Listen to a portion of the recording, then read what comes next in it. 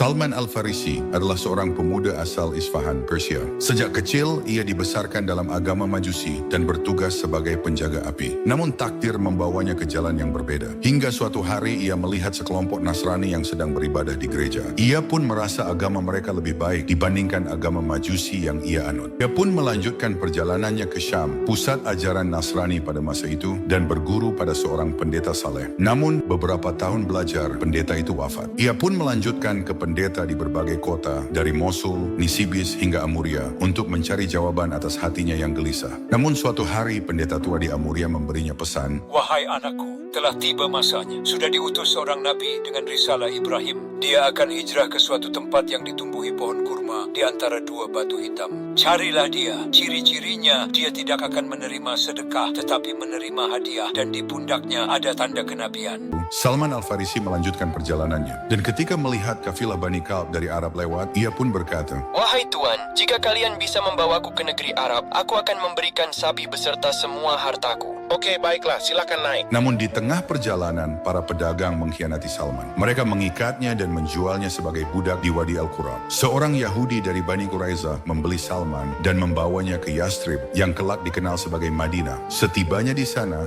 Salman pun menjalani hari sebagai budak mengurus kebun kurma milik majikannya. Suatu hari ketika Salman di atas pohon, keponakan majikannya datang dengan tergesa-gesa. "Paman, celakalah Bani Qailah. Mereka sedang berkumpul di Kuba. Orang yang mengaku Nabi telah tiba." Mendengar hal ini, Salman segera turun dan menghampirinya. Apa yang engkau katakan tadi? Coba kamu ulangi. Seketika tuannya marah dan menampar Salman. Apa urusanmu dengan hal ini? Lanjutkan pekerjaanmu. Salman pun kembali bekerja dan berharap pertemuan itu akan segera datang. Setelah mendengar kedatangan seorang nabi, Salman bergegas pergi ke Kuba dengan membawa beberapa makanan. Setibanya di sana, Salman menemui nabi dan para sahabat dan berkata, Permisi, aku dengar Anda seorang yang syaleh. Ini ada sedekah dariku. Nabi hanya tersenyum dan meminta para sahabat untuk memakannya. Melihat itu, Salman membatin. Ini tanda pertama, beliau tidak makan sedekah. Beberapa hari kemudian, di saat Nabi berada di Madinah, Salman kembali datang dan berkata, Kemarin, aku melihat Anda tidak makan sedekah. Ini ada hadiah sebagai penghormatanku. Beliau tersenyum dan mengajak para sahabat untuk makan bersama-sama. Salman pun tersenyum. Ini tanda kedua, beliau menerima hadiah. Ia pun pulang dan menunggu kesempatan untuk tanda terakhir. Suatu hari, ketika Salman mendengar Nabi sedang berada di Baqi, ia segera ke sana dan berharap bisa melihat tanda kenabian. Di sana, setelah mengucapkan salam, Salman mendekati Nabi dari belakang. Nabi yang menyadari niat Salman, lantas menurunkan surban yang menutupi punggungnya. Salman yang melihat tanda kenabian, seketika menangis dan memeluk Nabi. Perjalanan dan pencarianku telah berakhir, ya Rasulullah.